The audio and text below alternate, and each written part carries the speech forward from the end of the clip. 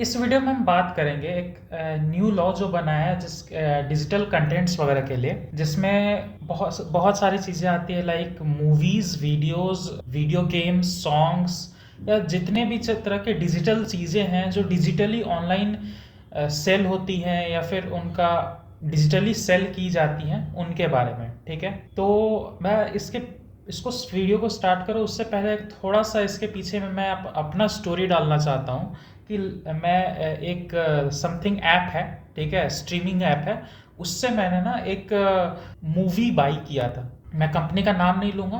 तो उस ऐप से मैंने एक मूवी बाई किया था, ठीक है, और बहुत वेल नोन ऐप है वो। सब लोग उस OTT प्लेटफॉर्म को अच्छे से यूज़ करते हैं डेली बेसिस पे। तो वहाँ से मैंने एक मूवी बाई किया था जो ऐप के अंदर नहीं था, पर उस ऐप के थ्रू आप किसी और चैनल्स वगैरह से आप कंटेंट्स रेंट कर सकते हो या बाई कर सकते हो। तो वो मैंने किया था कि एक रैंडम सा मूवी मैंने बाई किया था, ठीक है, बहुत पहले की बात है, मतलब आई थिंक 1 ईयर बैक अगर जाओ तब मैंने बाई किया था, ठीक है।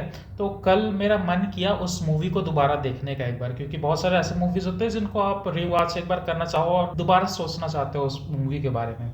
तो मैं गया तो देखा कि मैं जिस OTT प्लेटफॉर्म पे था उसी OTT प्लेटफॉर्म पे वो कंटेंट था 1 साल पहले, बट अब वो कंटेंट वहाँ नहीं है। और पहले बता दूं, मेरे पास सिर्फ एक ही ईमेल आईडी से मैंने वो OTT प्लेटफॉर्म पे लॉगिन किया था और उसी से मैंने परचेज किया था, तो कोई और अकाउंट में हो ऐसा कोई इशू था नहीं मेरे साथ, ठीक है। फिर मैं इसके बारे में और रिसर्च करने के लिए यूट्यूब पे गया। कल ही यूट्यूब पे सर्च कर रहा था मैं रात भर बैठ के कि क्या हुआ है, लाइक इस OTT प्लेटफॉर्म से बहुत सारे मूवीज़ वगैरह हट रहे हैं। तो मेरे को पता चला कि सिर्फ OTT प्लेटफॉर्म से ही नहीं, बहुत सारे गेमिंग प्लेटफॉर्म्स भी हैं जहाँ से गेम्स वगैरह हट रहे हैं और नए गेम्स ऐड हो रहे हैं। वैसे ही सेम गोज विथ मेरे मूवीज़ वाले केस में हुआ कि वो वाला मूवी हट गया, उसकी जगह कोई और मूवी आ गया। इस बारे में और मैं डेप्थ में जाता गया, मेरे को धीरे धीरे यूट्यूब पे और इस तरह के वीडियो रिकमेंड होने लगे कि कैसे जो ये डिजिटल कंटेंट्स हैं ये आप एक्चुअली अगर आप इसको बाई कर रहे हो। मेरे सामने बहुत सारे वीडियो ऐसे आने लगे कि लाइक अगर आप कोई भी डिजिटल कंटेंट अगर आप ऑनलाइन खरीद रहे हो तो आप उसको ओन नहीं करते हो, आप उसका एक लाइसेंस अपने पास रख रहे हो। इस तरह की वीडियोस मेरे को रिकमेंड होने लगी।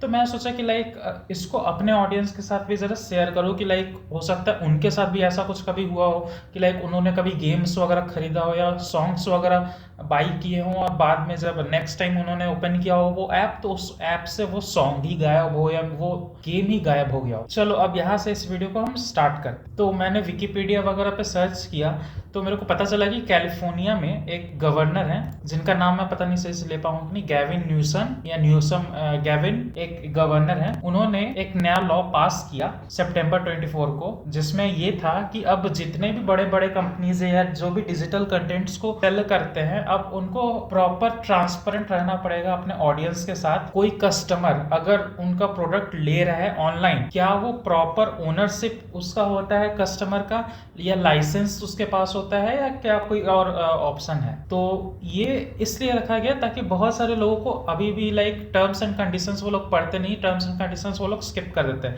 जैसे स्टीम या फिर बहुत सारे अलग अलग प्लेटफॉर्म है जहाँ पे आप जाओ तो बहुत सारे टर्म्स एंड कंडीशंस होते हैं। इनफैक्ट मैं भी उसको स्किप कर देता हूँ क्योंकि मेरे को इतना लंबा चौड़ा पढ़ने का मन नहीं करता है। तो मैं क्या करता हूँ, स्किप कर देता हूँ। स्किप ना हो इसलिए वो लोग अब क्या करने वाले, जितने भी कंटेंट शेयरिंग प्लेटफॉर्म है जैसे स्टीम हो गया, स्टीम ने तो खासकर अब लॉन्च कर दिया है कि आपको साइड में ही कोई भी गेम आप ओपन करो साइड में आपको एक नोटिस देखने को मिलेगा कि जो कंटेंट आप खरीद रहे हो वो एक्चुअली आप ओन नहीं करोगे, उसका एक आपको लाइसेंस मिलेगा, ठीक है। और आपको किसी भी गेम के बगल में आपको वो दिख जाएगा या होम स्क्रीन पे आपको दिख जाएगा। मैंने स्टीम पे चेक नहीं किया, पर अगर स्टीम पे आ गया है तो स्पॉटिफाई, अमेजॉन का अलग अलग, तो हर एक पे ये आ जाएगा ऑप्शन। तो वहाँ के गवर्नर ने ट्रांसपेरेंसी रखने के लिए कि लाइक एक सेलर और कस्टमर के बीच में प्रॉपर ट्रांसपेरेंसी रहे। बहुत टाइम ऐसा होता था कि हम कोई ऐप या गेम खरीद लेते थे और उसको हम बाद में यूज़ करें इसलिए छोड़ देते थे, लेकिन बाद में यूज़ करें ओपन किए और वो वहाँ से ऐप है ही नहीं, तो हमारा पैसा भी बर्बाद हो जाता था। और फिर हम बहुत सारे लोग,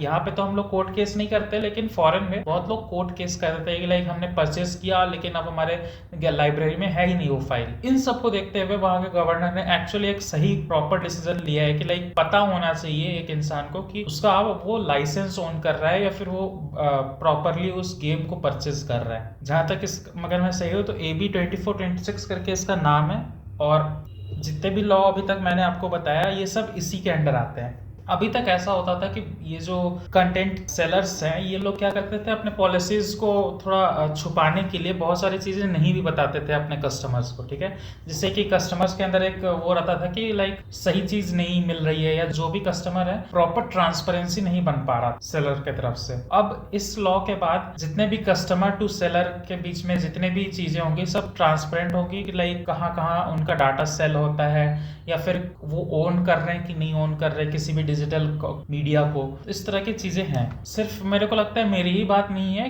बहुत सारे मेरे जैसे और भी लोग होंगे जिनको ये लगता होगा कि अगर वो चीज किसी चीज को बाई कर रहे हैं तो वो उस पर्टिकुलर चीज को ओन करते। जैसे मैं बहुत ज्यादा गेम्स नहीं खेलता तो मैं बहुत ज्यादा गेम्स को ओन नहीं करता, ठीक है। पर बहुत सारे ऐसे गेम्स हैं अगर फ्री टू प्ले मिल जाए तो मैं खेलने के लिए रेडी रहता। पर मैं मूवीज बहुत ज्यादा देखता। कुछ कुछ ऐसे OTT भी प्लेटफॉर्म है जहाँ पे आपको कुछ कुछ मूवी आपको रेंट पे लेने पड़ते हैं, ठीक है, या फिर बाई करने पड़ते हैं। तो अगर आप उसको बाई करते हो तो वो परमानेंटली हमेशा के लिए आपके लाइब्रेरी में नहीं रहेगी, वो जा भी सकती है आपके लाइब्रेरी से। हमें लगता था कि हमने अगर बाई कर लिया तो वो हमारे पास रहेगी ही रहेगी, बल्कि ऐसा नहीं होता है। वो कंटेंट उस प्लेटफॉर्म पे तब तक ही है जब तक उस कंपनी का एग्रीमेंट है किसी OTT प्लेटफॉर्म या किसी गेमिंग प्लेटफॉर्म के साथ। एग्रीमेंट खत्म तो वो गेम भी उस अकाउंट से खत्म हो जाएगा। अभी रिसेंटली सुनने में आया था Xbox पे से बहुत सारे गेम्स हटे हैं, बहुत पूरा पहले टाइम से थे लेकिन अब हट चुके हैं गेम्स। क्यों? क्योंकि कंपनीज Xbox के साथ अपना डील्स वगैरह कैंसिल करती है, तो जितने भी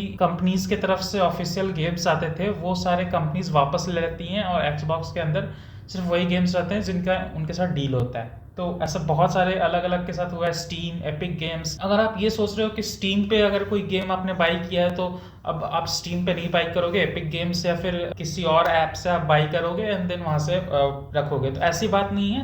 अगर स्टीम ने ये लॉ पास किया है तो सब लॉ पास करें, क्योंकि आप किसी भी और गेम स्टोर पे चल जाओ, हर गेम स्टोर से अगर आप कोई गेम परचेज कर रहे हो तो उसका आप प्रॉपर ओनरशिप नहीं रखते, उसका आप लाइसेंस वाला पार्ट रखते। अगर एपिक गेम से भी अगर आप कोई गेम बाई करोगे तो आपको ओनरशिप नहीं मिलेगा, आपको लाइसेंस मिलेगा। इस बात का ध्यान रखना, क्योंकि मैं बहुत सारे लिंक्स अब होंगे तो मैं डिस्क्रिप्शन में डाल दूंगा अगर मेरे को मिल जाते हैं तो। अब से इन फ्यूचर मैंने भी अब तो नोटिस कर लिया, क्योंकि लाइक मेरे साथ हो चुका है, पर मैं सोचा कि एक अवेयरनेस फैला दूं कि लाइक अब से जो कुछ भी इन OTT प्लेटफॉर्म से इन गेम्स के साथ जो कुछ भी हो रहा है, अगर वो कोई गेम है या कोई मूवी OTT प्लेटफॉर्म्स वगैरह से हट रहा है, दैट मीन्स कि किसी भी कस्टमर को अगर वो गेम या मूवीज सॉन्ग्स वगैरह मिल रहे थे तो वो एज अ लाइसेंस मिल रहा था, नॉट एन ओनरशिप। एक बात हमेशा याद रखो कि लाइक अगर आप किसी भी गेम्स, मूवीज, सॉन्ग्स वगैरह को परचेज की हो, चाहे एप्पल डिवाइसेस पे हो, एंड्रॉइड डिवाइसेस पे हो या विंडोज डिवाइसेस पे हो, अगर आपने उसे परचेज किया डिजिटली नॉट फिजिकली,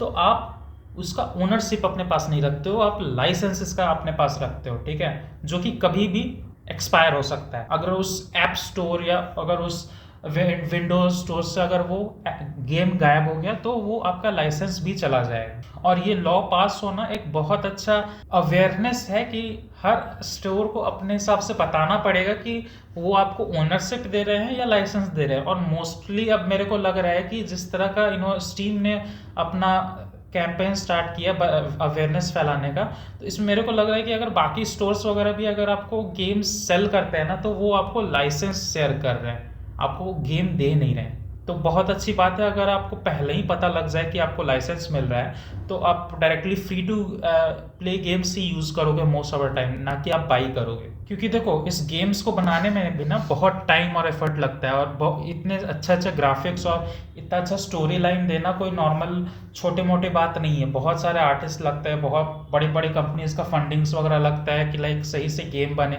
बिना किसी बग्स के।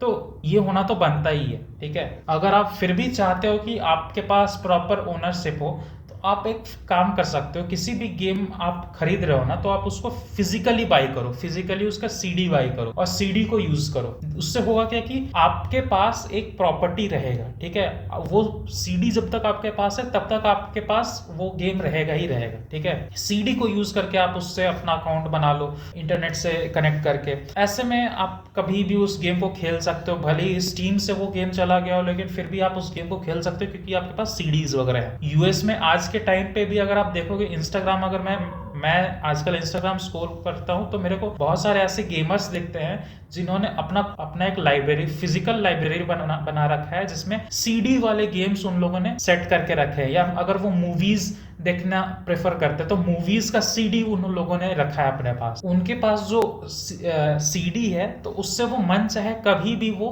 मूवीज देख सकते हैं बिना इस डर के कि उनका ओनरशिप चला जाएगा, सीडी खराब हो जाएगा। हाँ ये बात है, बट एक बार आपने सीडी से अपना लाइसेंस वगैरह इंटरनेट के थ्रू कनेक्ट कर लिया तो उसके बाद दोबारा अगर सीडी खरीदने जाओगे सेम चीज का और फिर आप अपना अकाउंट से लॉगिन करोगे तो वो चलने लगेगा फिर से गेम्स वगैरह। कोई भी गेम डिजिटली मत बाई करो अगर आपको इस बात से डर लग रहा है कि वो गेम कभी भी जा सकता है आपके हाथों से। आपका बहुत फेवरेट गेम है, बहुत पुराना गेम है और आपको डर लग रहा है कि अब वो कभी भी गायब हो सकता है, या मूवीज आप ओन करते हो, आपको लगता है कि मेरे को ये रखना है मूवी, मेरे दिल के बहुत क्लोज का मूवी है, तो आप उसको एक काम कर सकते हो, आप उसको फिजिकली बाई कर सकते हो। यहाँ पे मैं कोई भी पायरेसी वगैरह का बात नहीं करूंगा, पायरेसी भी बहुत लोग करते हैं और बहुत लोग ये भी बोलते हैं कि if buying is not an option, if buying is not ownership then, ये वाला डायलॉग बहुत चल रहा है तो मैं इसको सपोर्ट नहीं करता हूँ। अगर आप देखो मैं क्यों इन चीज़ों को मैं अगेंस्ट जा रहा हूँ, देखो इसके पीछे भी रीज़न है, क्योंकि मैं ना एक टाइम पे मैंने भी ये सब चीज़ें पायरेसी वगैरह की हैं,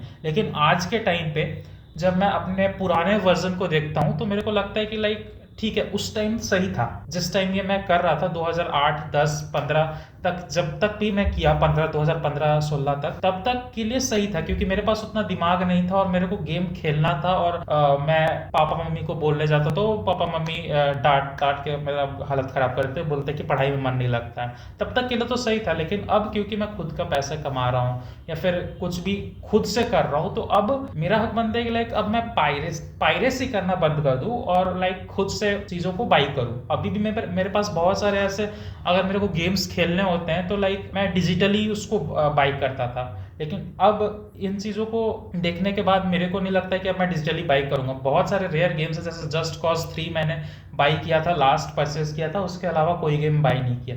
मोस्टली मैं मूवीज़ वगैरह पे ही ज़्यादा मेरा फोकस रहता है, मैं मूवीज़ वगैरह देखना ज़्यादा प्रेफर करता हूँ। अब मैं, मेरा ट्रस्ट तो नहीं है, मतलब कि अब क्योंकि मेरा जो फेवरेट एक दिल के पास वाला जो मूवी था वो गायब हो चुका मेरे OTT प्लेटफॉर्म से, तो मेरा उम्मीद खत्म हो चुका है और ऑनलाइन मूवीज बाई करने से। लेकिन फिर भी अगर आप बाई करना चाहते हो, आप फिजिकल कॉपी नहीं रखना चाहते हो, सोचते हो कि फिजिकल कॉपी रखने में बड़ा दिक्कत है, कहाँ रखूंगा मैं, आप बाई कर सकते हो या फिर आपका जैसे भी मन है, अगर आप जैसा भी मन है आप कर सकते हो। लेकिन एक अगर आप फिजिकल कॉपी रखते हो तो आपके पास एक ट्रस्ट बना रहता है कि ये फिजिकल कॉपी मैं ओन करता हूँ, तो मैं जब भी चाहूँ तब ये वीडियो देख सकता हूँ या जब भी चाहूँ मैं ये गेम खेल सकता हूँ। मिलते हैं अगले वीडियो में, तब तक के लिए बाय। और अगर आप मेरे से ब्लेंडर पे पर्सनल मेंटरशिप चाहते हो या Maya Max, ZBrush, Substance Painter, DaVinci, Premiere Pro, इन सब चीज़ों को आप सीखना चाहते हो और चाहते हो पर्सनल मेंटरशिप, तो आप डिस्कॉर्ड चैनल ज्वाइन कर सकते हो। नीचे डिस्क्रिप्शन में आपको मिल जाएगा सारे के सारे लिंक्स, जितने भी अभी तक मैंने बताया सारे लिंक्स आपको डिस्क्रिप्शन में लिख दो, आपको कौन सा सॉफ्टवेयर सीखने हैं और हम आपको आगे गाइड कर देंगे। तो मिलते हैं अगले वीडियो में, तब तक के लिए बाय।